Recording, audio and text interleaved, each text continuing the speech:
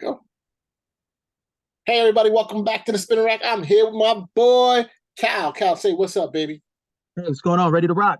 Hey, yeah, we ready to rock. And we're talking about the big news that came out recently that Henry Cavill is going to jump into the Highlander franchise. I mean, I don't know what to make of this. I'm here with my boy Cal to try to understand what this means for us Highlander fans. Is it going to be a different take? Is it going to be something brand new? Is it going to follow the rules? And most importantly, is it going to go back to the old Duncan MacLeod, which was extremely popular on TV? Okay. So hey, I pass the ball on to my boy Cal. What is your take on this news, or like we say, nouvelle in French? Well, I mean, traditionally, with the exception of the first Highlander movie and the Highlander series, everything else has sucked. So I expect this to suck as well. It shouldn't. What? Wait. Let's rewind. I think you're right. I think the bar is kind of low. Especially with the movies. The movies have been, I could say, on the order of very low in terms of quality. I mean, I think there have been what, six movies since 91, 91 to 99, 91 to 2007. One, two, three, four, five movies. There have been two TV shows, Highlander series, which was well received, and Highlander Raven, which just got caught up. No, Highlander Raven doesn't count. That was a spinoff. That doesn't count. It counts. And then lastly, the Highlander animated series. No, it Oh, doesn't. Neither does the animated series either. The animated series was so far from anything that they could have done with Highlander. I mean, the thing, what's the idea that we see this guy taking people's heads and then he got a cartoon where you couldn't kill anyone? It was terrible. I know that was weird. And then lastly, you had a couple of video games, back in the 90s. So, you Oh, know, those must have been horrible too. all I can say is anything that can be done to improve if you have a cohesive Hollywood screenwriter, writers, production being put now on the original Highlander, which is necessary. I say it was like a low budget movie when it started out. And so was a TV show that was on um, syndication. It wasn't even on the main channels.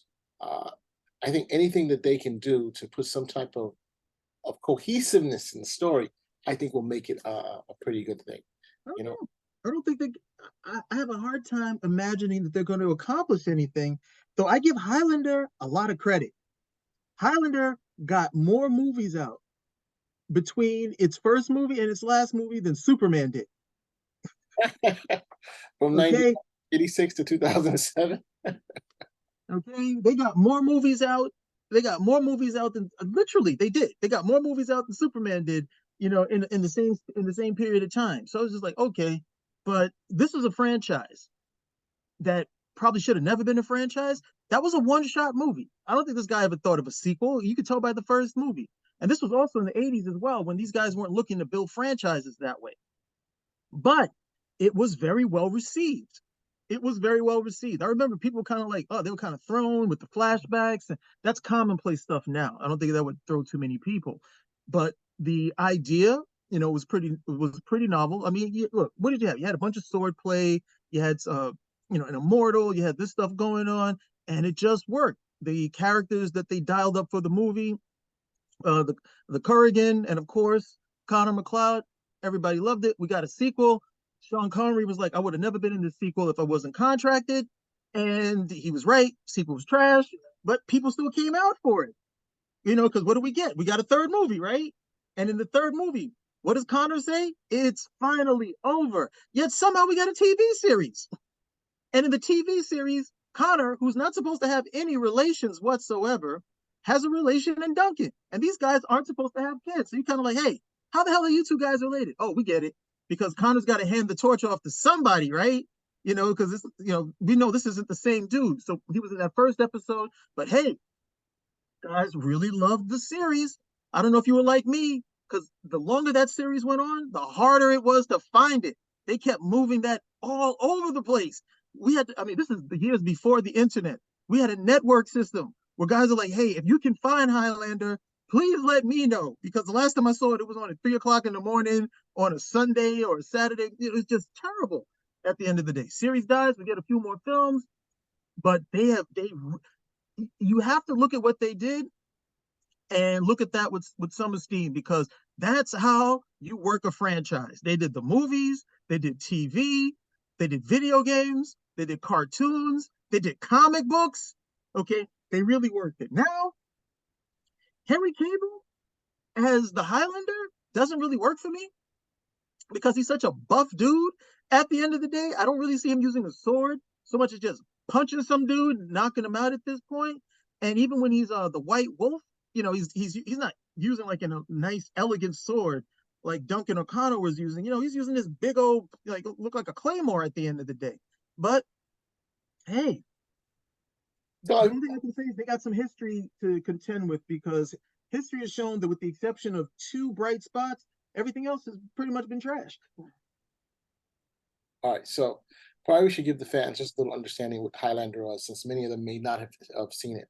Highlander was a series basically of um, a bunch of, I guess, immortal warriors who basically fight each other to be the one, in essence, the end, the one who's supposed to have all the power, the one who's supposed to live. Depending on what incarnation We you get reach, it could the be prize, the prize. He wins the prize. depending on what incarnation of the story you read, because forever they are saying it's the last movie was the last movie, or Duncan in the TV show, or even animated. You know, it changes basically what we're looking at, or what the ultimate prize is. And so, um, like Cal was saying, the movies were pretty all over the place. Everyone being the last ones. In terms of quality, it was not always great. But the very first one was very refreshing, and it was a hit that people were interested in, and they were able to run this franchise.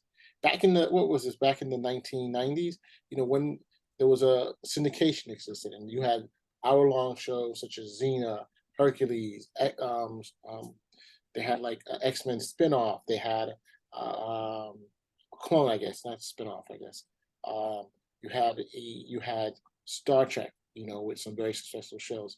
So syndication of an action film, a sci-fi fantasy film was very, I guess, lucrative back then, because you could sell it to other countries, to other markets and countries throughout But the problem was is that it was on a year by year basis. There was no guarantee you would see that show on the same channel again, as Cal pointed out. But it was the first movie, as Cal said, it was a standout, and the TV show taking a different tack with someone named Duncan MacLeod, who was a relative of Connor MacLeod. Um, there you see through the ages and the backstories, how he lived his life throughout time, and of course, they got to put on new costumes and all kinds of stuff, and they ended up introduced really to me, if you ask me, the true ethos, the true Highlander story. The movies and the animated, that stuff kind of just changed again and again, right? Yeah, You know, but the premise here, I think we have a good chance here. He may be buff, but you've seen him do a successful job, at least in the first probably two seasons of The Witcher, right? And I think that type of move lends itself to the Highlander. I don't think you need to have it. He has to be perfect, but in this day and age, people are expecting a certain level of quality, and this franchise, if done properly, could be a franchise again. Hopefully it's not a one-off movie, so he has to have a commitment to do this. He can't say, hey, DC's called me back again and I got to run back. It's not going to rock. you know he was able to single-handedly bring up the Witcher series to Netflix, and at one point was one of the top shows on Netflix.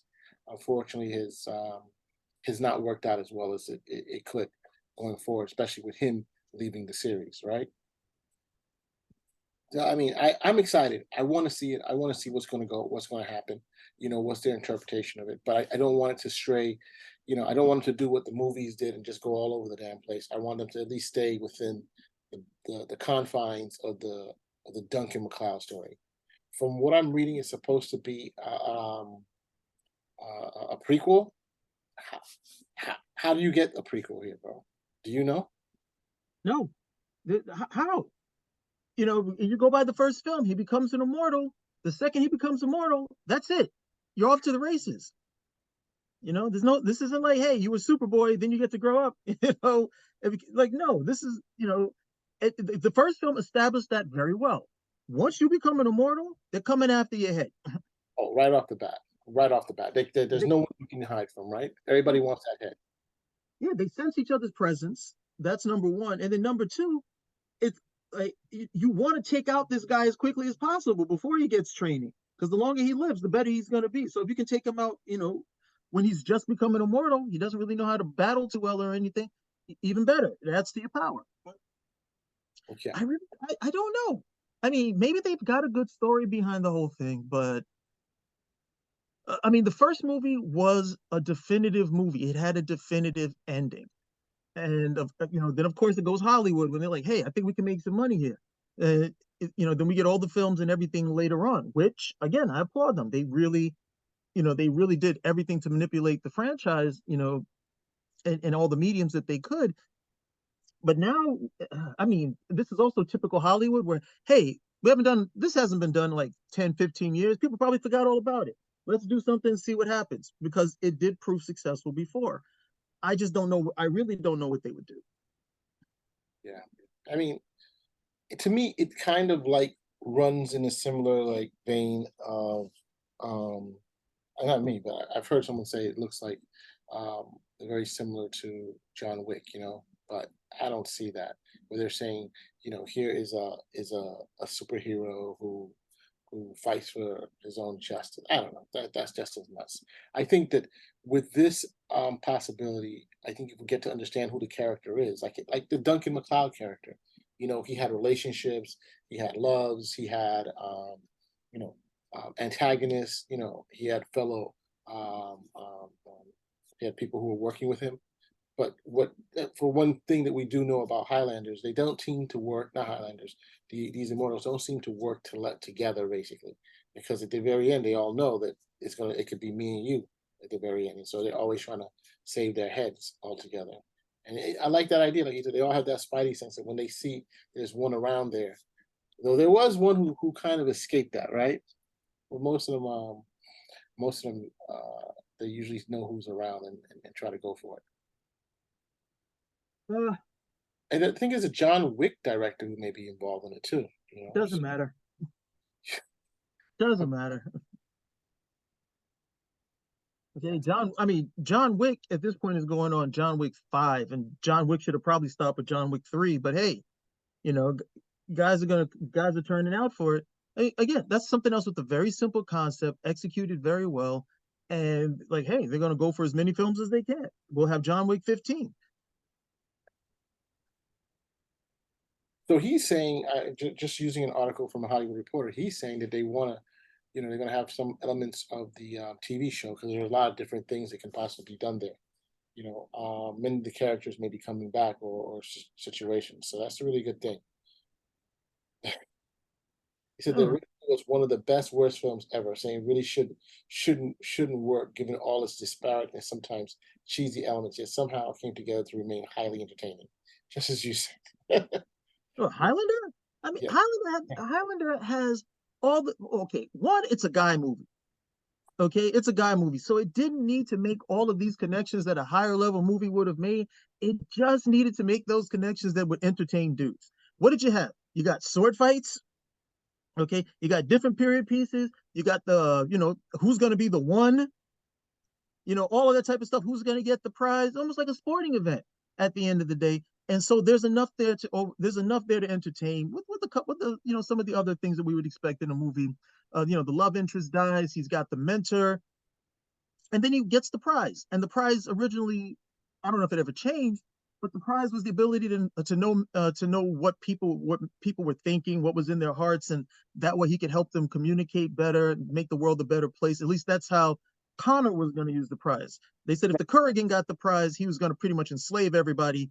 It would just be a torment at the end of the day. But the first one it's a simple idea. That's one of the reasons why it worked. It's probably also one of the reasons why you can't do it again, because you're trying to build on the thing, and it was never meant to be like the first in 3 or 5 films. It was that film, but then it proved popular. The TV series also showed where you could actually go with it, because you could keep telling these past stories. If the guy's living in 1996 or 1998 and he's been alive since 1600, well, great, we can like play off the past stories, that type of stuff. He can meet new immortals, so they were good with doing that. But the films didn't really have any more thrust. There was really nothing else for him to do except keep going back and somehow having to fight to be. And in each film, he becomes the one. He becomes the last standing Highlander at the end of each of these films, with the exception of the one where Duncan takes over. So then Right. it becomes like, well, how's he coming back again? Didn't he kill everybody in the first one? Oh no, no, there was still some more. Okay, he killed everybody in the second one, right? What do you mean there's still people alive in the third one? Some guy travels back from the he travels to the future so he can have somebody to fight. Just really wild stuff at the end of the day. But they were like, hey, we can make some money. Let's listen to another movie. Yeah, I'm with you on that. So look, we are very excited this show is going to come back on. We think that it's going to do well. I think it's going to do well. I think it could, if done properly with the proper budget, because that's the key thing with Hollywood. You get the proper budget, this can do it. This can be a big hit. Hell, if worked properly, it could be it could be a hit on one of the streaming companies. I don't know if Netflix is willing to take a hand with our friend Cavill again after what he did with The Witcher, but you never know. So, you know, opportunities abound, my friend. All you have to do is just open your eyes. Yeah, well, he's got the opportunities. Spin rack Out. out.